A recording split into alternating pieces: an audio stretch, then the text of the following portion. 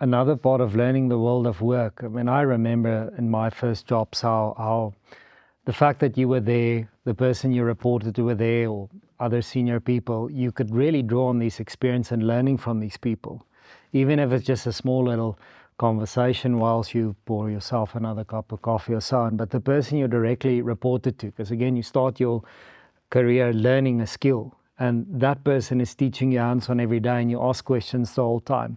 It's not the same as typing a question and getting an answer. I mean, a thing that I also think a lot about now in this world of AI, where everybody is saying, okay, well, all the entry-level work and jobs will go away. And then I'm thinking, the people who are making these decisions, what will their succession look like? Yeah. There are young people that needs to come in all the time and learn the world of work, and that kind of creates the talent pool. But there is something that we've lost during the pandemic, and learning from a mentor hands-on. And I think also for that reason why people have a strong focus in getting people together back in the office. But it's also not conducive to be at the office and sit in a meeting room on Teams. Then they're just doing the same thing somewhere else. I think businesses now have to be very intentional in creating collaboration opportunities where they see people are not collaborating, because the true magic, I think, happens in collaboration. So I think that's my one question for you. You're mentioning things people learn almost outside of their awareness by watching people model stuff and answering questions when they're not really realizing what they are asking or what they're answering. But do you think a leader or of a company or an organization should be intentional about creating space for that, or do you allow it to kind of happen naturally? I think you should do both. But I think you, again, like what is implicit and what is a lack thereof.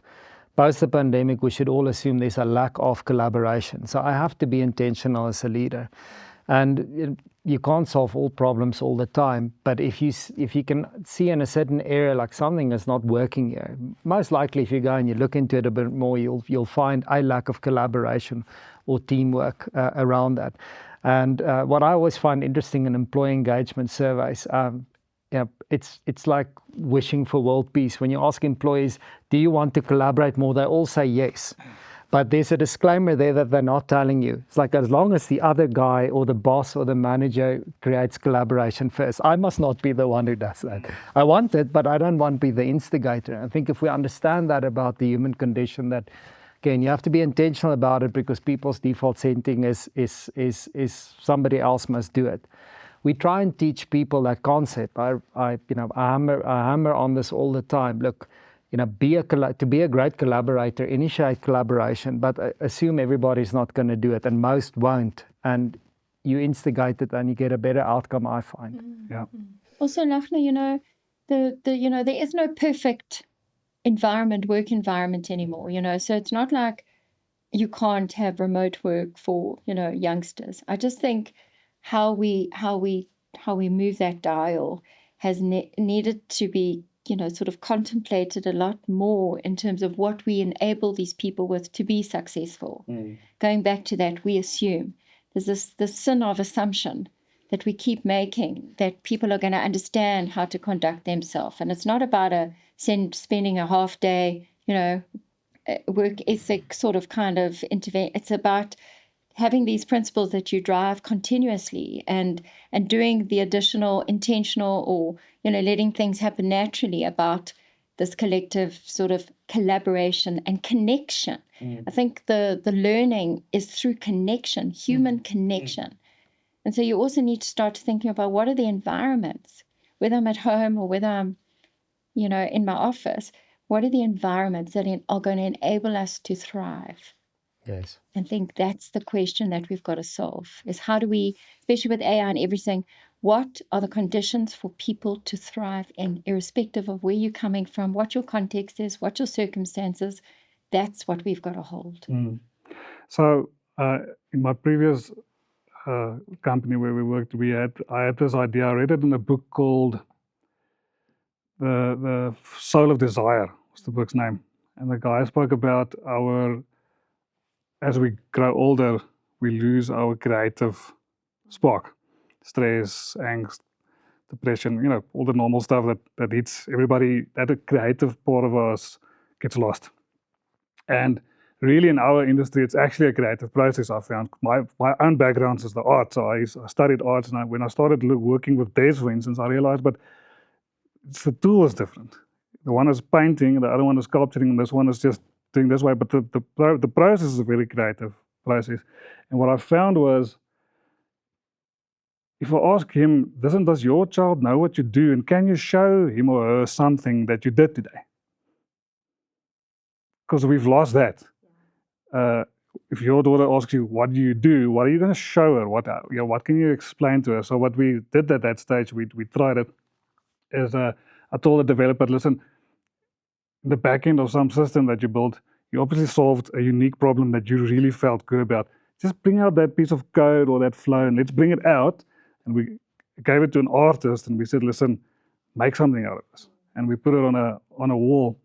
Now, not everybody has to go to those extremes, but what's happening to this workforce, this 30% of people, do they need to go and be working in the company on the products, delivering products or service, or would you suggest that they go into this world of creating systems and not necessarily have something to show except for a screen? But there's a tension there, and I just want to know, and it's very abstract, but can you speak into that in any way? The way I see it, I think we've lost our ability to communicate, whether you're communicating through a bit of code and it's been interpreted in a particular way. Our ability to connect around the supper table, our ability to be able to dialogue, to have conversation, to connect through my experiences of the day. I've been able to do this, explain it to your child. I think technology, as much as it's been an amazing thing, it has really become a little bit of an impediment when it comes to that ability for effective communication. So I think if we can start to find the tools to help us to be a lot more, sort of explicit in our experiences, articulate that in a particular way for people to understand, I think that is going to be quite significant. And I've started to see that dramatically when trying to get entry level, into jobs. They are falling short in the fact that their ability to communicate successfully is completely flawed at the moment. So I see it in, we're all guilty of it because we have these little things in our pockets. We're all guilty of it. But I think that intentional, focus on how we can actually extract our experiences and talk about them and share them, I think that's something that we're losing. So I really relate to what you're saying. Christiaan, sorry. So I think sometimes you get favorable unwanted consequences of things. So when the pandemic set in, we had in the first sort of phase of it, the first few weeks of it, we had the customer support team work remotely. But we very soon realized, because these are individuals who are very much at the start of their careers, their living circumstances were such that they didn't have good internet infrastructure and a space in the home where they can work in a non-distracting way. So we moved them all back very quickly to the office. And so that's been really the way we've been running things. So they had to be there at 8 when our support hours opened and so forth.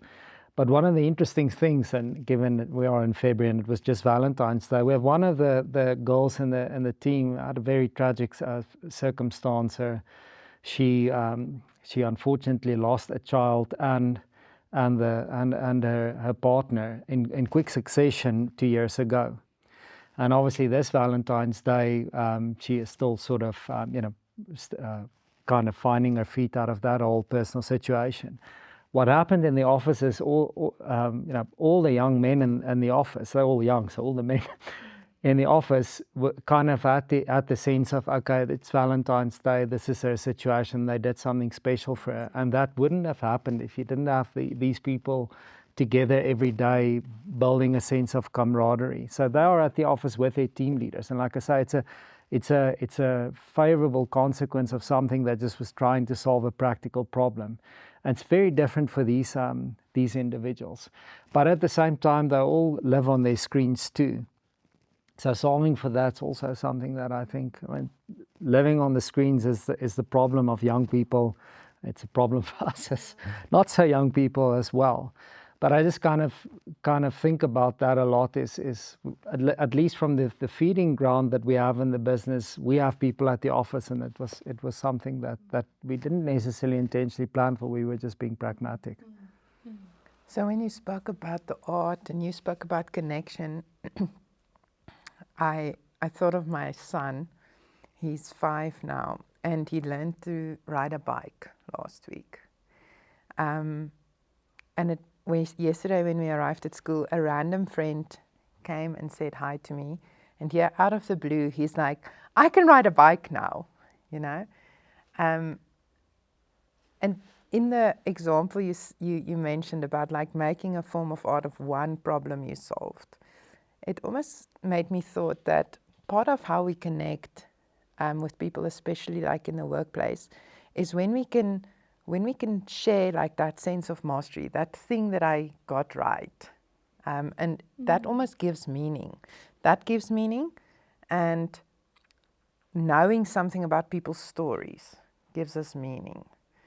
And so I think what I'm wondering in you guys working with tech and the development of that is like, how does that change if AI and systems replace that? So if suddenly the computer can do stuff better than you can, I don't know if that's a thing, but I feel that way when I use AI, that it can do stuff better than I can do it. And suddenly I don't know how to say, this is what I've mastered, this is what I've been able to do. And now I'm somewhere remotely, I'm not connecting, I don't know. So are we losing meaning in our change to adapt more tech, I think is my question here. I think the irony is, we're seeing the most unbelievable things happening from an artificial intelligence point of view. I'm seeing the changing, sort of the static org structure into different types of organizational architecture. It's really, really interesting. But also, what we're finding as well is that the humanness is almost and has to be elevated. So what I think becomes really important is this ability for us to be psychologically safe. Yes, technology is moving so quickly and it is completely enhancing, changing. We're seeing where technology is, using the AI as we are today. We're seeing between a 30 to 50% increase in productivity. We're also seeing other sort of models where you've got the humans, which are now managing between 50 to 100 agents, but the problem you lose there is a little bit of the governance around it. Then we've also got these other very fluid mechanisms, which is where work flows like water, as we call it, and everything's happening, but the biggest risk you got there is your culture. Human beings need a sense of belonging. So I think we're finding our way in this new space, and it's a given. Technology, artificial intelligence is changing. It's a revolutionary time that we're living in. But I think what we can is a robot or AI is never going to be able to manage that humanness. So I think that ability for us to create environments where we can thrive and be psychologically safe. So can I come and have the conversation about, I'm fearful of what artificial intelligence is doing into my, my day-to-day job. What is it that we need to do to be evolving? So I don't think it's a kind of a static. I think we've got to understand that we are living in this beautiful fluidity that's radically moving around us. But we've got to be able to hold on to that humanness, and most importantly, as leaders in our organizations, what does that space of psychological safety look like, and what does the conditions for our people to thrive in? Meaning, how do I deal with my fear, my insecurities? How do we manage that? I would agree. I mean, the world of work is going to change dramatically over the next few years, and anybody claiming to predict and explain exactly how, it's unknowable exactly at this stage. But the story of human development is always one of improvement, and it likely will continue to do so. And it's baffling to think that we will move into a world of humanoid robots where, if they have the right software, they can perform any form of surgery. And if you can imagine, okay, delivering healthcare services at scale, what that's going to mean and at what cost, and so on. So there's a lot of that. But if you take how people spend their time in a day, a lot of people spend time on what they would call adulting or admin. And what would people do with that time if that's not in their life? Maybe we will see a massive increase in creative expression to what you said earlier.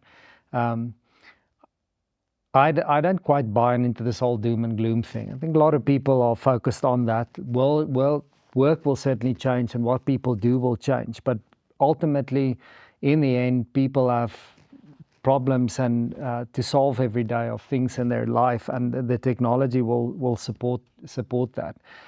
What will be an interesting challenge is adapting and changing as fast as the technology is going to change, because usually technology leads and the people think change along with it over a slower course in time. But now the technology is changing a lot faster than it's ever have, and that's a big challenge for us as leaders to make sure we continue developing people in that. But we will have to see what happens. Like, I don't think anybody knows. No. I'm also not too worried about it. What I see is that even the young people joining our team can leverage the AI, creating a hell of a lot of productivity, and they're finding meaning in that. Like, I can do the work that 10 people used to do, a year back. It changes the way we work. My only worry is that those people that I'm talking about now do have a background in grudge work. They did at some point in their earlier career sit and do, the foundational human rooting work. So they understand, they've got a base understanding of how things work. My worry is that and one of the rules in my business is you're not allowed to use AI to build anything for the first 6 months of employment. You have to do everything yourself, because they have to figure it out. They have to go and Google it, like in the old days. And really, because we need that foundation. And I think that's something that I try and encourage in our customers as well, is allow the grudge work. Your business, and I think that I mentioned it earlier. Back to your new child. Are we building business and systems for today, or are we building them for the generations to come? And when we're in survival mode, it's difficult to think generations from now. But we should be thinking, if I want to help with this country and employ more people and increase prosperity, am I going to really try and automate everything, or am I going to intentionally keep certain parts of my business for humans to develop them into the future? That's a good, I mean, those are the kind of questions that we've got to be asking ourselves is, we've just seen what the impact of artificial intelligence is on developers. I mean, literally, that game has completely changed, so for me, it goes back They've to... worked themselves out of a job.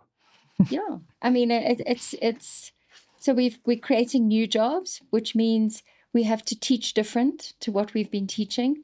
We have to learn application different to what we've been doing, and so it's moving with the times in terms of who or how, what, where, when, all of those key questions of what we are trying to teach so that we can get people to enter into a workplace and can be valuable and employable. I think what we are doing and how we're structuring it from a learning perspective to the type of jobs, to the type of work that we needing to do, I think it really needs to draw on that collective intelligence. You know what I'm saying? We are in a revolutionary space. We're in a day and age that we've never ever been in. It's impossible to say, Lachlan, just you work it out in your organization of how you need to be. I'm saying, so where's our dialogue? Where is our conversation? Because I do worry about the 31.4% unemployment. It is a problem. We can forget about all the AI we want to forget about, but if you have a hungry child, it's a problem. So, yes, you're going to have mechanisms of what we do with people we bring into our organizations, but what are we doing to create that AI sort of literacy, that ability from a cognitive development perspective, from a language perspective, from a business frame of reference? What are we doing to influence what this pipeline needs to look like?